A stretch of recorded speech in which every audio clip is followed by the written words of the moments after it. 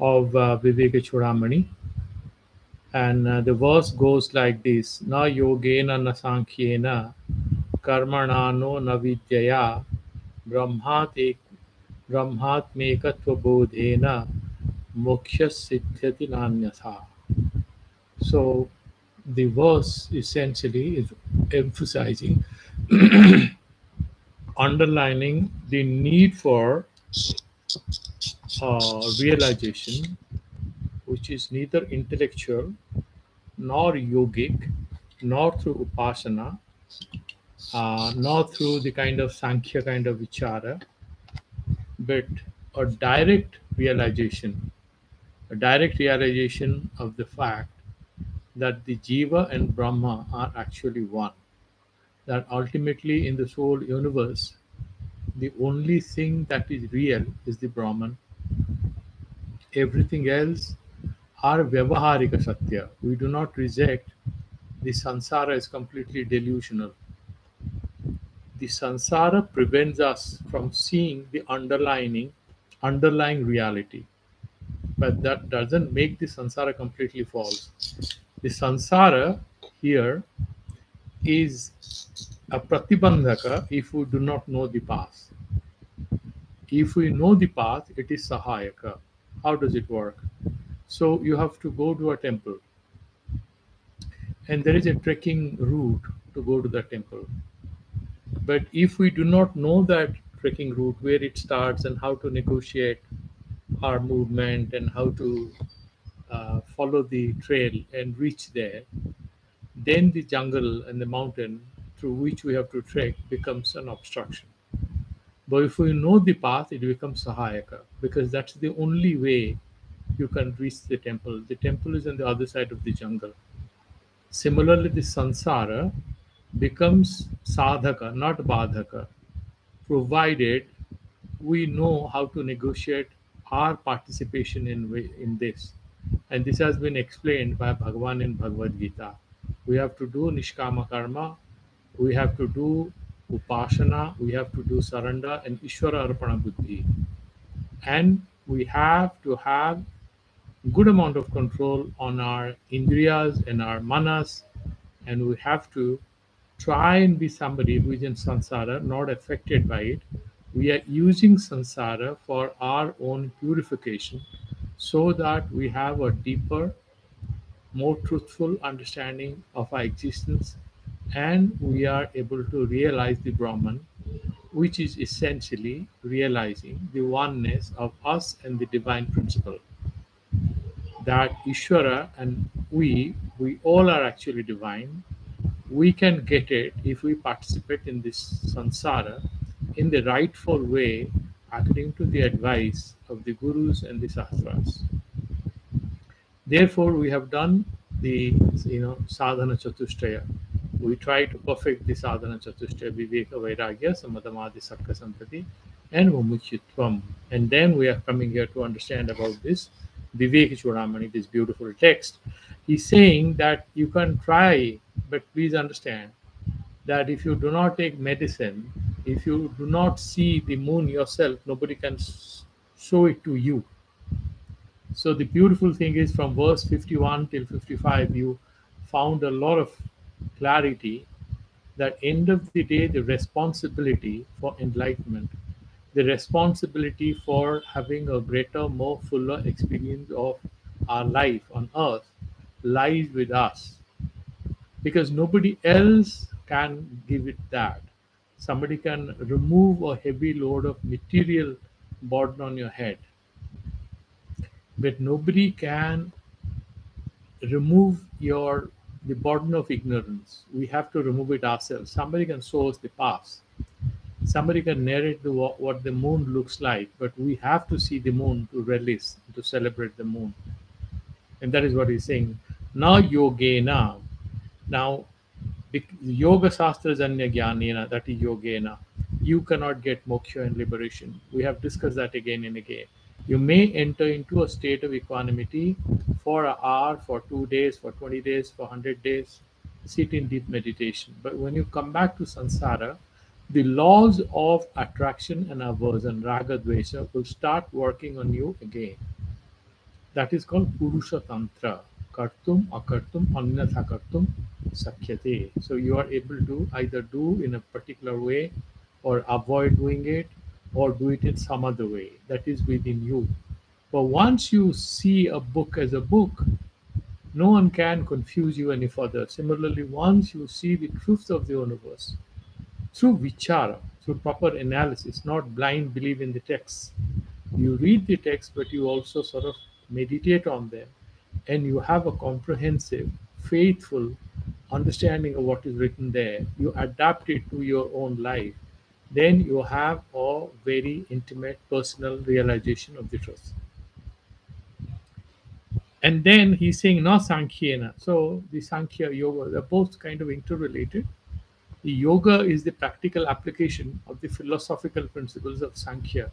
We have had a discussion on Sankhya, the Purusha Prakriti. You have to have that Viveka Khyati, the ability to distinguish Purusha from Prakriti. And once you are able to distinguish this Purusha and Prakriti, Sankhya Darsana says that then you are liberated. Absolutely, there is no more any difference. You can quickly liberate yourself. But it is not so simple and it doesn't work so easily. The Viveka Khyati doesn't happen. So there is a whole process of meditation and how you can reach there. Sankhya Darshana also is very close to Vedanta in a certain way.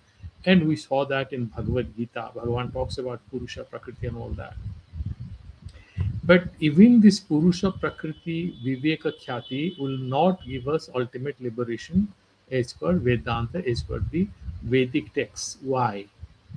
First, in Sankhya Darsana, there are Aneka Purushas. Prakriti is one, remember this. Mahaprakriti is one, but Purusha, Asankhya. Asankhya Purusha. And each Purusha gets his own liberation. Otherwise, one Purusha gets liberated, everybody will get liberated. Any individual who gets the Viveka between Purusha Prakriti, he is released from the Tadatmya, the involvement, the immersion in the samsara. So the Purusha in Sakya, as we had discussed, he analyzes, where am I? Am I this? He first identifies with buddhi and ahankara, tanamatras, panchabhutas, jnanendriyas, karmendriyas. He's identifying. Like in Vedanta, we do Panchokosha Viveka, Avastatraya Viveka. What is common to all this? In deep sleep, in working state, in dream, what is there in all these? The self is there. Otherwise, how do we wake up from deep sleep? How do we wake up without losing our sense of identity? The self is always there. We say we had a very good sleep. How do we say? We have experienced the happiness, but we don't remember the details because the mind was asleep. Right? So, the Avastatraya Viveka, Panchokosha Viveka, these sort of things, you can also say that the Sankhya guys will do. End of the day, the Purusha says that I am getting identified with all these sansaras, but these are not real. Once it breaks that umbilical cord, the Purusha very quickly goes to a higher level and realizes Asango, Asango, Aham. I'm Asanga. I'm not identified with anything. The moment, and Prakriti is compared with that dancer girl who on the stage, after performing her dance, she withdraws. So the role of Prakriti is Bhoga Apavargartham Purushasya. So the Purusha, of the Atma, of the discriminating part, the Chaitanya, the Chit Sakti, or whatever you call it, that Chit gets liberated. And Prakriti has an instrumental role in creating that bondage so that we understand what is bhoga. Through bhoga, we realize the fruitlessness of it, and then apavarga, which is mukti. And the same prakriti, by playing the game with us, enables us to jump to the next level and we get liberated. That is Sankhya Darshana. The details are there in Sankhya Karika. But here Vedanta says there is a Dvaita Buddhi. There are hundreds and thousands of Purushas, which contradicts the Upanishadic Satya, the Vakya. Neha Nanasti Kinchana. There is but one. यहाँ पे नाना नहीं है. There are not too many things here, not too many people. How do you explain it? So this is contradicting straightway, even though the Sweta Sutra Upanishad takes into its language words like Prakriti, Mayam to Prakriti Vidyat, Mainam to Maheshwara. So please understand that it's Prakriti and Mainam to Maheshwara. He is the Lord of the universe. Here, unlike Sankhya, where Purusha and Prakriti are both Swatantra, in Vedanta, in Advaita Vedanta, the Prakriti is Ishwaradhina. It is not independent. In Sankhya, Prakriti Purusha are like railway tracks, parallel to each other. Never the twain shall meet. But in Vedanta, the Prakriti or Maya Shakti is a creation of the Lord. It's essentially just some sort of it is essentially a kind of adhyasa, superimposition. The Maya is a superimposition. In that Maya Shakti, the Lord creates this universe. Why he creates it? So that we all people can understand what is our role in the samsara and we can work for moksha, for self-realization. And that is a long story, we cannot finish it. But what Viveka Chudamani very briefly says is that na yogena na sankhyena, by sitting in meditation, by doing pranayama, by reading philosophical books on Sankhya or Buddhism or anything, na karmana, you do jagyas, you do, for antakarna suddhi, you have to do sandhya vandanam. If you are born in a certain cultural background, it is prescribed. You have to do Sandhya Vandanam for self purification. That is again a meditation and upasana. You get up in the morning, you do a bit of Sutra Patha, and you do this Surya Prasthana, offer prayers. These are all necessary things. For self purification, Antakarna Suddhyartham, not for liberation. So it is like learning alphabets. Without learning alphabets, you cannot do graduation. But just doing alphabets, you don't get a graduation degree. By getting a graduation degree, you don't get a PhD degree. But without graduation, you cannot go there. So this karma and upasana, all these are meaningful. Shankaracharya again and again says that Veda is not nirarthaka. If you say karma kanda is a joke, then Veda, 95% of Veda is all about karma kandas. It will become a big joke. That the pujas, stotras, meditations, they are all useful. But what Vedanta says, the ultimate breaking away from the samsara, breaking away from our normal consciousness requires bodha, understanding. So, Buddhism is like our first cousin. The Buddhism also says the same thing. They also have meditation, puja, and everything. But ultimate breaking away from here, you go to any tantric, he'll do a puja for you, give you powers. He cannot give you liberation, nor he will get liberation. Because the truth of the matter is, you need bodha. Without jnana, no kaivalya. The Shastra rules it. Rite jnanam na kaivalyam. Without jnana, no kaivalya. So anybody who can do bhakti and all, people say that with great bhakti, Bhagavan himself comes and gives you jnana. We have seen that there are certain examples in Puranas. The great devotees of Lord Krishna or Lord Shiva, they were given Atma Jnana by your Ishtadevata himself comes as a guru and gives you direct advice. This is recorded. If God wants and is pleased with you, he doesn't look at your qualifications. He looks at the qualification of your antakarana, your adhikara, how good you are. That's how he comes into your life to liberate you. Now, so why karma it will not? There are something Shruti Vaktam, Nastya Kritaha Kritena. That Atmajnana is not a product of any karma. It is not a sadhya. It's not like upma or dosa or idli that you will cook it up. Moksha is not a recipe that you can cook it up with the help of certain material inputs, certain human efforts. You are actually free. All of us are free, Vedanta says. The problem is our mind is creating such a big blinding obstruction that we are not being able to realize it. The boy, for example, is suddenly frightened by somebody tells your mother is not around. You just imagine you're traveling in a bus. The dad had gone down to buy something, maybe a bottle of water or something. It's a tourist bus. The mom is there, the child is there. Papa had got down from the bus. And then he gets into the bus from the rear door. But the baby starts crying. Mom says, why are you crying? Where is Papa? No, Papa will come. Mother is also kind of anxious. Where is the husband? The Papa has come from behind, but people don't tell it to the boy. So in that bus, there is Papa, there is Mama, there is a little boy. The little boy is crying. He isn't being able to see his father. The situation is a little like that, or a situation is like that you sometimes look for your spectacles when you are actually wearing them. Sometimes you look for your cell phone, which you are holding in your hands, and then you're looking for that cell phone all around. Sometimes you're holding the torchlight, and there is no electricity, and you're looking for the torchlight. I want to go out. Where is my torchlight? But you're actually using it, and you're using that torchlight to look for this torchlight. These things happen. Vedanta says, essentially, knowing what we are. It is Swata Siddha. We are Nitya Suddha Buddha Mukta, Ananda Swarupa. We are not sinners like other faiths. But the problem is our mind. Our mind gets obsessed with layers and layers of appearances. I would not call them falsehood. They are appearances. And when you remove those appearances, meaning you are able to see through them, then you find you had kept something in a box. It must have happened to all of us, a certificate or something. We have kept it very carefully. Suddenly there's an interview or there's a meeting or we have to go for a passport interview, visa interview. We are looking for that certificate and we are not finding it.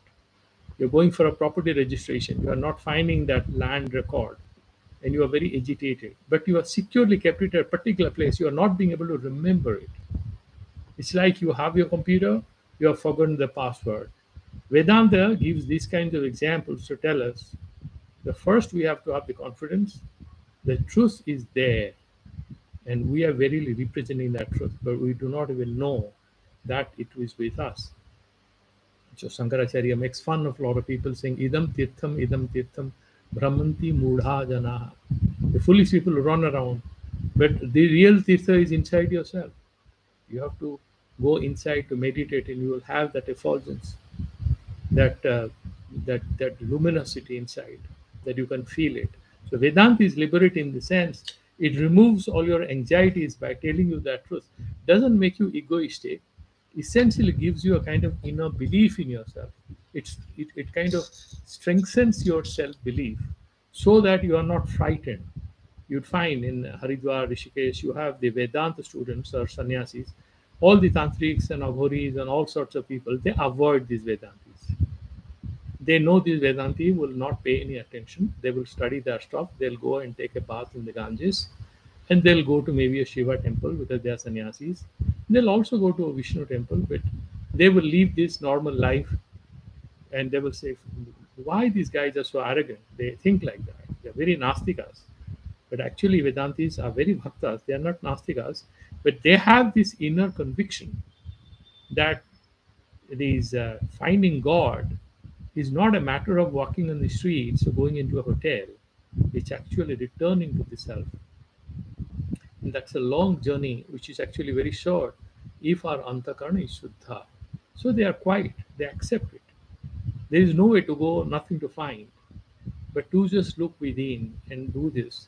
And then they read books and this and that, and they spend their time by reading a lot of Vedantic books and doing some vichara, some meditation. So he's saying you will not get it vidyaya, upasana. Vidya in Upanishads, wherever we studied, vidya actually means upasana. Brahmaitmika bodhena moksha siddhyati na anyatha. Other than that Brahma and you. So what are the karma phalas? What kind of sadhyas are there? There are a few words. Just for clarity, you remember these. So one is called utpadya. Utpadya, you have harvest a crop, isn't it? You cultivate, you sow the seeds. Utpadana. Moksha is not utpadya. You are Sota Siddha, you are there. You have to realize yourself. It's not utpadya. You're not harvesting moksha. Apya, you don't have, you work, you invest, and you get money. Apya, you got it. You got a gold coin because you invested some money. It came as a bonus. It's not apya. It is not outside of you. It's not different from you. The moment we think there is moksha and we, there is duality, dvaita. There is no advaita. All of us ultimately are just one thing. And therefore, this is not something which is outside of yourself that you're going to get. Therefore, unlike karmas and pujas, where we a lot of need ghee and rice and dal and new clothes and pandits and all, for Vedanta, you don't need anything. Just a piece of cloth and a couple of books and a bit of time. You have to take out a little time. 1 or 2 hours, maybe half an hour, 1 hour, to kind of, and you engage with it. Slowly, slowly, you will get rid of all your stupid friends. And life is not going to be boring. It will be much more, uh, it will be full of equanimity. There'll be no loneliness, nothing, because the feeling of loneliness is actually a faulty understanding. You are never supposed to be with too many people. These are all delusional. The whole feeling of getting and losing, these are all mental games. You get rid of these mental formations, you are free, like a very happy child, you know. And then it's not apya, it's not sanskarya. Sanskarya what? Like for example, you have earth, then you do some puja, asana siddhi. So the atma is not asuddha that you will do some puja to make it suddha. It is nitya suddha buddha mukta. You don't have to do it, you just have to recognize it. It's like there is a sandalwood Vedanta, that example is given. The sandalwood is kind of, you have thrown it like a common piece of wood, the carpenter, and then carpenter's wife takes that wood to make some implement and then rubs it to clean it. The dust goes, suddenly starts smelling. Then she calls the husband and tells, "This is a piece of sandalwood. What did you do with it?" He said, "I thought it's a normal wood, but the sandalwood has matured over a period of time. So now they have found a fortune. It was a useless piece of wood lying in the backyard, and suddenly after rubbing it a little, it starts emitting that lovely smell. So they cut it to small pieces and get ready to sell it in the next Rath Yatra or the next Sivaratri. It near a big temple, they'll sell it and they'll make a lot of money. It's a big fortune they have found. Same thing is true about us. It's like a piece of glass which was abandoned. Suddenly you realize actually it's a piece of diamond. So that is the realization that sort of happens to us. So it's not sanskarya and vikarya. Like for example, you have milk, you make it curd. Moksha is not a modification of you from a bonded person to a new person or a mukta person. No, praptasya prapti. You're already there, but we don't realize it. So there are so many stories, and then, I mean, there is a beautiful story. It will come again in this. There is the story in Brihadaranyaka Upanishad. There is a person who comes from Gandhara. There's a very famous story in Brihadaranyaka Upanishad. And there are some dacoits, and they rob him, and then they tie his hands and legs, and tie his mouth and his eyes, and he is helplessly lying on the jungle path, and he starts shouting, crying for help. And after some time, what happens? There is a Parama Karunika Purusha, Deshika, is a guru, is a Vedanta Acharya kind of a person. He comes and says, "What happened to you, my boy?" He said, "Some people have tied me up."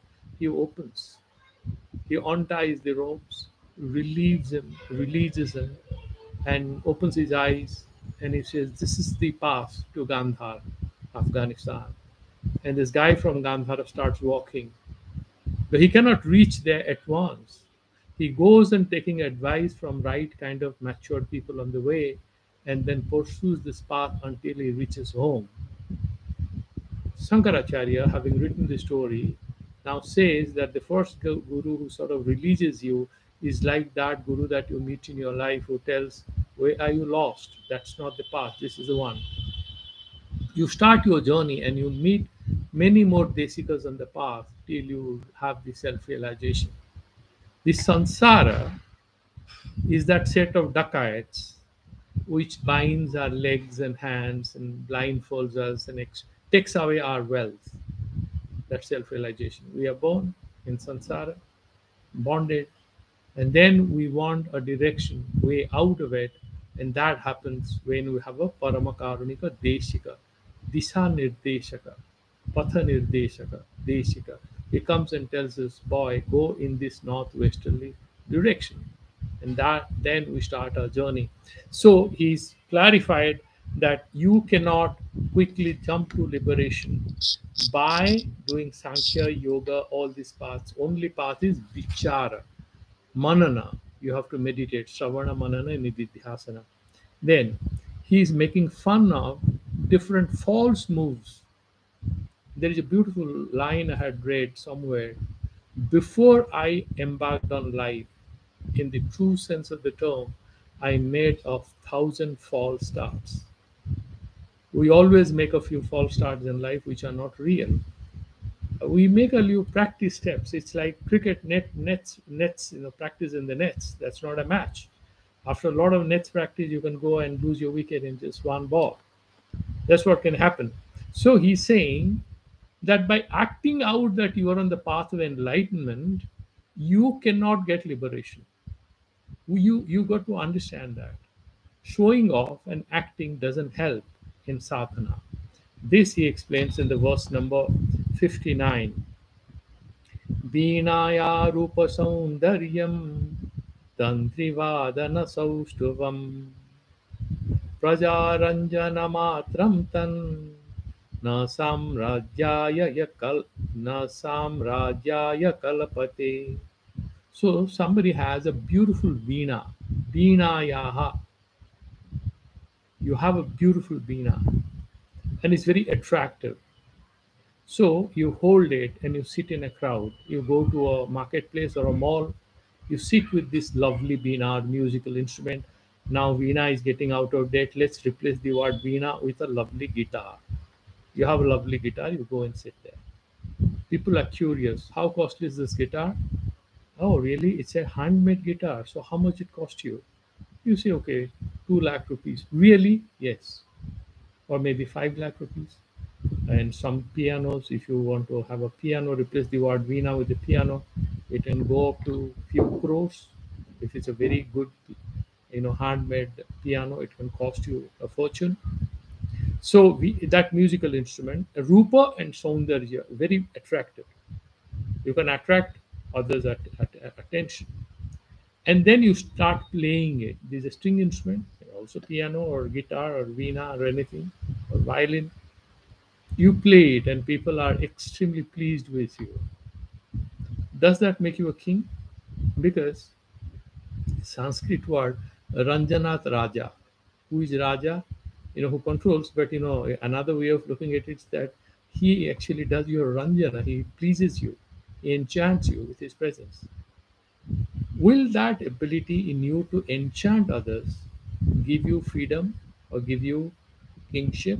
Will it make you the king? There are a lot of film actors who are hugely popular. And if you go to Bombay, if you ever go towards Bandstand, and if you ever stay in any of the hotels there, there's this Taz over there. And there was a Sea Rock, which now they have broken, they have removed that hotel. So if you go, there is the house of Salman Khan and Shah Rukh Khan. I think these two guys are there. And in the evening, you'll be a little amused that hordes of young boys and girls, especially boys, they come to see them. And they also know where to stand. Occasionally they come out and they are there to have a look at them. Do they become kings in any manner? They get a little attention, that's it. That doesn't make them king. Being king would mean that you have sarvabhaumatva. You have sovereignty. You have control over some land. You don't have any of these. You are entertaining. You are an entertainer. People please to look at you, ask for a selfie or an autograph or stuff like that. That's it. Nothing more than that. So you see, Veena Yaha Rupa Saundaryam Tantri Vadana Saustavam. So you are able to play the string instrument extremely well. What happens? Praja Ranjana Matram Tat. That will only be a instrument or means for pleasing people and entertaining them for a while. Na samrajyaya, it cannot create an empire for you. That's completely misleading. A lot of film stars jump into elections and all, and they lose the elections. They lose their face. They overestimate their power over people's imagination. People like them doesn't mean people want to have them as their rulers. They want someone else. Tanna samrajyaya kalapate. So that is not sufficient to give you. Why is he saying this? That without this brahmatmyaka bodha, without a right understanding, you are doing bhajana, you sing very well. A lot of people are in tears listening to your bhajan. Neither they get liberation nor you get liberation. Some people, if you go to some Vaishnava temples, they dance very well. And also during a lot of yatras, people dance. They do a lot of cultural rituals. No moksha there. These are fine in initial stages. These are for your own personal entertainment. There are many modern day gurus who also indulge in quite a bit of it. They have beautiful musical programs in both Bhagavata Kathas and other kind of yoga shows and stuff like that. They have a compulsory music program in the beginning or in the end. And I have seen a lot of these city dwellers, Delites, they come to Rishikesh when you have one of these programs. And I see they are in tears, they're dancing. Yeah, they're dancing because they want a break from their daily grind in Delhi. So they come here and have 2 3 days super happy, go back. No moksha. Doesn't mean if you just that also will make fun of reading books also by itself will not lead you anywhere. That he's refusing the delusional beliefs we have. If you do this, you will get self-realization. That doesn't work. Next. Bhag Vaikhari Sabdadhari Sastravakhyan Kaushalam Vaidushyam Vidusam Tadvad Bhuktaye Natu Muktaye. Now he's making fun of the Pravachanakaras, Kathakaras. Vagvaikhari, you're a lovely speaker, great orator. There are quite a few great orators, aren't there? And you can see there are millions and millions and millions of followers on the YouTube. They speak very well, and people enjoy listening to them. Vagvaikhari, Sabdadhari, fluent flow of words. Ma Saraswati is extremely compassionate. They are blessed by Ma Saraswati and they can speak very well. They have eloquence, they have wizardry, they have magic with words. They can cast a spell on you with what they speak. Sastra Vaikhyana Kaushalam, and there are quite a few gurus in traditional parlance who can also explain Shastra. They do Bhagavata Kathas, they do talks on Ramayana, Mahabharata, and a lot of people, even Upanishads. Upanishads, of course, will not attract the text, spiritual text of Vedanta. It doesn't attract too many people. But Bhagavata, Ramayana, Kathas, thousands and thousands of people come and listen. And they're very happy. And the Shastra Vakhyana Kaushalam, they're very wise with Shastras. Vaidushyam, so because they are Vidusas, and so that Bhava, Vaidushyam, excellence in the intellectual capacity, Bijusang Tatvat, and all these intelligent people, the great intellectuals, Bhuktaye, it can get you a lot of money. It can give you bhukti, bhoga. It will get you a lot of disciples, a lot of money, a lot of cars. Like Osho Rajneesh had 90 Rolls Royce cars, diamond studded shoes. He had everything. A lot of these people, even modern day gurus, they have chartered flights, they live like emperors or billionaires of the corporate world. But he's saying, the Shastra is saying, all these are useful. You have a lot of devotees, you have a great following, you are a great guru, people are running after you. These are all great, my dear. Shankaracharya is saying, Nattu Mukta, my boy, no liberation. You can get all this, take all this, but moksha is not granted to you because you haven't tried to overcome raga dvesha, the attraction, this whole raga that I should have more shishyas and I should be a very popular guy, people should touch my feet, I'm, they should get enamored by my words. Good enough, enjoy your life here because there are a lot of film stars who do it. There are a lot of politicians who enjoy this kind of attention. There are also some sports persons who enjoy this kind of attention. But these enjoyment of attention is for bhukti, for good feeling here, not for mukti. You have to come back here again.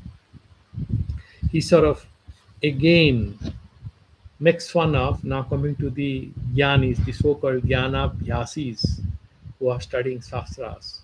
They think without reading, there is a big joke. I just want to briefly mention it before we sort of, yeah, we have time, that's not a problem.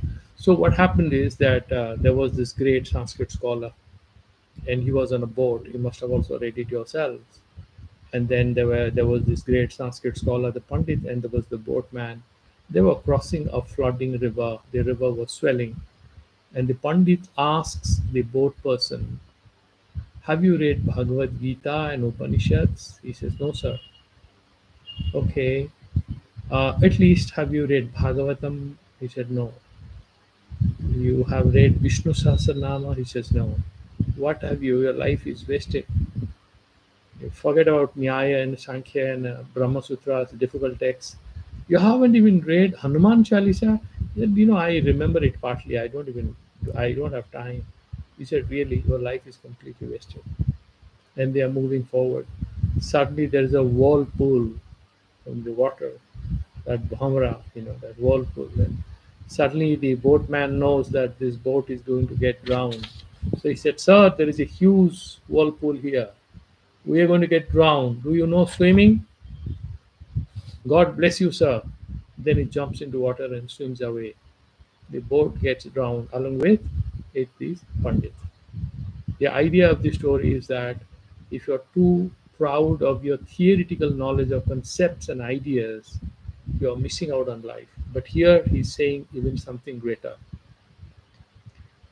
The Shastras are actually a means for an end. These are like karmas and upasanas. The Shravana, Manana, Nididhyasana. The Shravana part is also instrumental. Once you have studied the basic books, Bhagavad Gita, like Viveka Chudamani, some Prakarana, introductory Granthas, and Upanishads. More than that, you go on reading a lot of books. Have you read this Guru has written? Have you read this? That Guru has written. You go on reading it. No, it's not useful. It's not going to help you. That he will mention in the next verse. What he is saying, Abhigyate pare tatve शास्त्राधीतिस्तु निष्फला विज्ञातेऽपि परे तत्त्वे शास्त्राधीतिस्तु निष्फला. The Nishphalatva of Shastra Adhyayana is explaining here. It doesn't mean you will not study anything. Huh? This is a particular purpose for which he's writing this. Abhigyate pare tattve. So, let's imagine you bought a lot of books because you want to do a law degree, but you did not apply in the examination.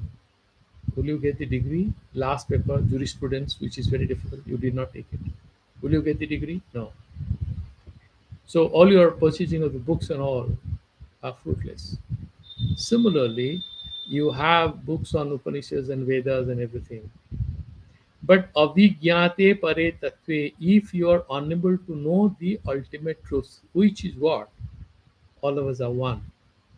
Neha nanasti kinchana, ayam atma brahma, prajnanam brahma. These are the Mahavakyas. That Jiva and Brahman are one, that Ishvara is Maya Upadhi Vishishta Chaitanya, that Brahman. With Maya Upadhi, the magic cap he wears and becomes Ishvara. He starts creating. All the names and forms are aspects of that Ishvara. But ultimately, the Brahman is without a name and a form, and you are not outside of it. If you are outside Brahman, Brahma becomes limited. Remember this. Brahma is infinite, unlimited, all comprehensive. Sarva Vyapaka, Sarva Vyapi. If it is Sarva Vyapi, can it be outside of you? Can you be outside of it? No. So are we talking about a physical reality that Brahman is like a huge playground where you are one corner of it? No. Why? Brahman is Niravayava. It doesn't have a physical form. But we have physical forms, yes. So how can physical forms fit into the Brahman? Bhagavan says, all bhutas are in me, I am in everything. Then finally says, they may be in me, they are neither in me nor I am in them. That we did in Bhagavad Gita. A little confusing. Then he's saying, look at the Vayu and Akasha. Are they related to each other? Can there be Vayu without Akasha? But does Akasha touch Vayu? No. Like the sky doesn't touch the atmosphere, but the atmosphere and sky are related to each other. Similarly, this whole universe is in me, but doesn't mean I'm physically in touch with anything. There is no Sanyoga. I'm like the space, like Sarvagata. I'm everywhere, like space. And then you can define everything, adding space there, like pen space, pencil space, computer space, house space, Delhi space, Bhubaneswar place. You can do all that. Space is space. Similarly, that astita, that ghatasan, patasan, that asti bhati spurana rupa brahman, that satta swarupa chaitanya, that is sarva vyapaka, sarvagata. That particular truth, if we are unable to realize, the text says that when you control and withdraw your minds and you meditate on the underlying principle, slowly that truth will appear in you, that these are pictures. Like this example is often given in the Vedanta classes. You are going to a film hall and you are sitting, the film screen is there, and suddenly starts somebody projects that film, and then that film screen becomes full of stories. Looking at that wall, you cry, you laugh, you are excited, you are depressed, you are anxious. Film is over, the wall is there, but you don't care. Now tell me, is the wall undergoing any changes? No, it's just there. Ishwara is just there. The Srishti is just a Vyakrita. This whole reality becomes Vyakrita, which is aprakashita becomes prakashita. What is unmanifest becomes manifest. Where was it when it was unmanifest? Like the film was in the city, all our karmas and vasanas were there in Bija Rupa in Ishvara. He creates it again after another kalpa. We come back. God doesn't invent this whole samsara. He creates samsara, which is karma shapekya. In the light of our own karmas, He creates. Because otherwise, we'll come back with what? From where we came? Why should we come? The karma siddhanta have to be accepted. We are here because of whatever karmas we have, and we have to go further based on where we have started. But we have the advantage of self awareness right now, and therefore, we have an opportunity to free ourselves. So this Vedanta doesn't make you a fatalistic person, doesn't make you a pessimistic person, makes you actually a very optimistic person by telling you the truth is that you are free, but you appear as if you are in bondage. This bondage is a result of your past karmas and vasanas. Should you decide, should you resolve to free yourself, the future is all yours. And that is the beauty of it. And then he's saying, now, if you do not get the Atmagyana, बहुत शास्त्र पढ़ लिए तो क्या फायदा? And like Ramakrishna Paramahansa or Ramana Maharshi or Nisarganath, the Who Am I, that book. Now, they haven't read too many books, but they were self-realized. Bhamadeva from his own Matri Garva, he declared, "Oh mother, I'm like sun, moon, I'm liberated." He's born and he leaves his body, he goes away. Why? Because of prarabdha karma. He had studied everything. By mistake, he lost his life because of whatever prarabdha factor. He's born free, like Sukamuni. No sadhana. He's born free. So there are a lot of such Siddha Purushas. Vijnata vipare tattve. And once you know that Brahma Tattva, because of Purva Sikrita, because of Purva Sadhana, Satya Anveshana, Anusandhana, Vijnata vipare tattve sastra dhitistu nishphala. This Ramakrishna Paramahansa never read any books. He was very simpleton guy. Ramana Maharshi was not a great intellectual, but they were all siddhas. They were self-realized people. So और आप उसको जान लिए, पढ़ के भी क्या फायदा? It's like you did a lot of mechanical engineering, but then you can't fix your bike or car. And if you actually know how to fix your car and bike without any help, you haven't studied engineering, so what? How does it matter? So he's essentially saying the centrality to spiritual sadhana is Atma Jnana. It's not Shastra Jnana. That is all he's saying. Doesn't mean Shastra Jnana is useless. Now he's making further fun of Shastra Jnana in order to sort of advise us how to move on the path of self-realization. How we should not get lost in the library of a lot of philosophical books. So in the next verse, what does he say? Sabdajalam maharanyam chitta brahmana karanam ataha prayatnat jnatavyam tattva-jnatattvamatmanaha. So he's saying Sabdajalam maharanyam. These books, these are like Sabdajala, nets of words. Maharanyam. impenetrable jungle. They are like impenetrable jungle. Chitta Brahmana Karanam. They will only make your head move from one idea to another, jump from one concept to another. You become like an academic. Like if studying Vedanta could give anybody self realization, all the professors teaching Vedanta would be liberated or will be great self realized people. Are they? No. I was reading the introduction to a book written by an American professor. I'm not taking the name. And then she has written a wonderful book called Pilgrimages in India. And then she writes how her friend was sending her tinned, bacons, fish, and how she enjoyed doing this pilgrimage and working on and eating these bagged, these tin bags, tin bagged, uh, tin bagged these fish that she was getting from America in chunks. I was a little amused. That is what it is. It's essentially an intellectual exercise. There is absolutely no connectivity. So it's Vedanta with a peg of wine and chicken and fish and club going and all of the things. You write very well. You write very well. The most heartless person can be a very good cardiologist, isn't it? A person who is a cardiologist is not necessarily a person with a great heart. He can operate hearts, he can save the heart, but he cannot fill that heart with love. He cannot work on somebody's heart and make that fellow very compassionate. Can a cardiologist do it? No. Does he become a person because he works on the heart? Does he become a very compassionate person? No. It's just a mechanical exercise, right? It's just a mechanical exercise. So he's saying Sabda Jalam Maharanyam Chitta Brahmana Karanam. So there was our Acharya in Kailasashram often repeats the story that once from Delhi there was a great Sanskrit scholar who came, and he was a wizard in Vedanta philosophy. And this Acharya, this Mandleshwar asked him, Professor Sahab, you are so well read, and why didn't you take sannyasa, or why don't you start teaching Vedanta? There are so many people dying to understand. You are so well versed, but you are in samsara, and but now you are old. Then the professor smiled and said, Dwand mein sab gaya, na maya mili na Ram.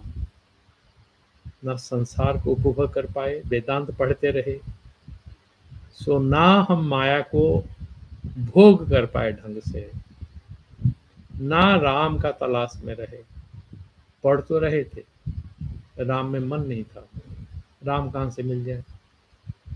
There are a lot of people who in this Rath Yatra, they are busy, right, in the seva of Lord Jagannath. Are they at all thinking about Jagannath? No. They are thinking about how many devotees are coming, and then they have to go back and join their jobs. Many of them are doing jobs. They have big hotels and business. That's their traditional privilege. During Rath Yatra, they will climb the Rath and stuff like that. They, of course, they may be having their personal bhakti. I'm not saying they don't have, but that doesn't give them liberation. They will not become Chaitanya because they're standing 2 inches away from Jagannath, but they're holding him lovingly. They're doing the carrying the Lord. That doesn't make them Chaitanya Mahaprabhu. What makes somebody a Chaitanya Mahaprabhu is the yearning for God, that madness, that love, that running after the Lord. It doesn't come with physical proximity. So he's saying that the mind can only be engaged by reading a lot of philosophical books. Then, ataha prayatnat jnatavyam. So you should be very careful and focus on what? What will show you the path out of this jungle called samsara? Tattva jnat, tattva jnata Matmanaha. So where do you get Tattva Jnana about Atma? In the Upanishads, in the Bhagavad Gita, in the Brahma Sutras. But essentially, in all Vedantic tradition, the primary focus is on the Upanishads, the main Upanishads, only 10 main, 11 Upanishads. So you just need to focus on these 10 Upanishads. Some people say only Mandukya, Ken Upanishad. Just 3, 4 Upanishads are also fairly good. Bhagavad Gita, if nothing, if one reads Bhagavad Gita with a good commentary, the problem is that we do not have Bhagavad Gita with the right kind of commentary.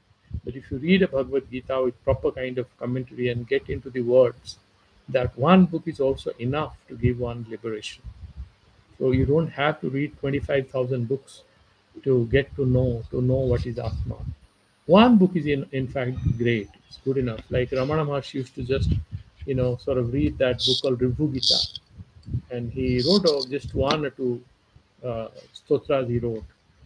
Ramakrishna, of course, he read nothing. He just meditated, did the sadhanas, and he had Atma Jnana. It's not about how many books one reads, but how much one meditates on it. The inner mind opens up, then things flow out of you.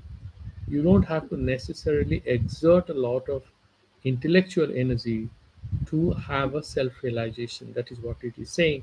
So focus on the simple Upanishadic texts and don't have to do academic research with so many people saying so many things. Yeah, fine. For of course, if you are a sannyasi, what do you do otherwise? I was talking to a sannyasi and I said, "What do you think? Shouldn't we do more sadhana, bhakti, meditation?" He laughed. He said, "If you just do meditation," he said, "I'm a young guy. It's quite possible that I'm sitting in meditation. I might get bored and start thinking about having food in a good hotel, wearing good dresses, and having an ashram. These thoughts will come. But if I'm busy reading Upanishads and Gita and Nyaya, I'm exercising my mind all the time. So the mind wants to be restless. Give it work. Read spiritual texts and maintain. You read all good books also. You read some good books in science and philosophy, but read good material. Give the mind some work. It wants to jump around. Let it jump in a park, not in a garbage yard. That is the idea. The mind is like a monkey. It wants to jump around. Okay, allow it to jump around in a good meadows or good park and enjoy the fruits and everything. Not spoil the fruits and the trees, but don't send the monkey to the garbage yard where it comes back dirty and consuming a lot of poisons and falls ill. And then he's saying why this academic knowledge cannot help beyond a point that he explains in the next verse, which is a very beautiful verse. Ajnana sarpadastasya Brahma sadham vina kimu kimu vedesh sastrescha kimu mantrai kimu shadhehi. Now, this is the funniest sloka he's reading. There is a sarpa, there is a snake in the room. Actually, it's not a snake. There is a snake lying. That snake is actually a rope. It's a rajju. It's a mithya sarpa. It's a ajnana rupaka sarpa. So you enter and you moved around, you came out, but some people shouted snake, and you also thought it's a snake. Then you are in doubt. I had put my leg on it and my feet on it. Did it bite me? You are scared that you have been snake bitten. So you are feeling as if the poison is catching on you. You're completely scared. Now, the Guru is asking in this verse, what is the Aushadha for this? The Aushadha is the torchlight. You put the torchlight, see that it is not a snake, it's a rope. Then the poisonous impact of the snake bite will go, it will vanish because it was no snake bite, it was not even a snake. Now you think you are abadha, you are at the mercy of others are making fun of you, they are very ungrateful, you have a lot of ideas. But what he's trying to say is that if you can somehow understand this basic fact, that actually the snake is delusional, it's a mithya sarpa. Once you have this understanding, then you'll be free from this poison which you think has entered you on account of the snake bite. Right? Therefore, he says, Brahma Jnana Ushadam Vina. तो मिथ्या सांप के जो डकार है, that bite that you have got, you will be relieved of the pain of this ajnana sarpa, ajnana rupaka sarpa, only by tattva jnana, atma jnana. Aham brahmasmi. I am not bonded. I am ever free. I think I was in bondage, but I am never in bondage. It's a delusion that comes after great amount of study of the Upanishads. Not too many pages and books, but focused study of the Upanishad, going deeper into the text. Without that Brahma Jnana Rupaka Aushadha, medicine in the form of Atma Jnana, without that, vina that, then there is no freedom from this. That is the medicine for this. Then he's saying, Kimu Vedesya, what will you do reading Vedas, Karma Kandas? In Vedas, there are a lot of Karma Kandas, Akhyayikas, Sahitas, Brahmanas. Only in Aranyaka and part of, there are certain Brahmanas which are also full of Upanishadic insights like Aitreya and Taittiriya Brahmanas. There are certain Brahmanas. The Brihadaranyaka Upanishad is Aranyaka text. So there are certain Upanishads are part of the Aranyakas. But otherwise the Upanishads are mostly of the Vedanta part, the last part of it. So Vedesha, Shastresha, all other spiritual texts, or Vastu Shastra you study, or you study Sahitya Darpana, Kavya Shastra, Jyotisha Shastra. People study a lot of things. How does that help you get liberation? Doesn't. And then Kimu Mantri, then you buy this, I think Mayadhara Mishra or something. So there is Mantra Mahodadi, a lot of books on mantras. You do this mantra, you'll get this benefit. For initial stages, fine. It can give you a sense of power, some excitement. Liberation, forget it. No, no way. Nobody has got a PhD degree by carrying around or holding a book on language of chemistry. Beginning, fine, it's required. That will not give you a PhD in chemistry. That's a beginning thing. Mantra, no. Give you some minor powers, that's it. Kimausadehi, and then you take Jadi Buti, Ayurveda, take some medicine. You wear this Rudraksha Mala, it's very good for this, and you will get liberation. Some people say, you read this stone, what will happen? Will I get liberation? Yes, you will get liberation very fast. Very good business. Jewelry, gemstones, malas, Jyotisha, they are very good business, spiritual business. But will they give you liberation? He's saying no. What is the path? Only one thing, self-knowledge. All other things, Atma Pravanchana, self-delusion, no future. Okay? So I will stop here and we will move forward from here from the verse number 64 on Saturday. And we will try to make progress. I think we have done, so we just touched the timeline. We have done fairly good today. I'm not trying to get too much into the detail because the central message we have to focus on, and then things will become easier for us. So I'm just putting an end to the YouTube. If you have any questions, you can ask, and we'll do the Santi mantras.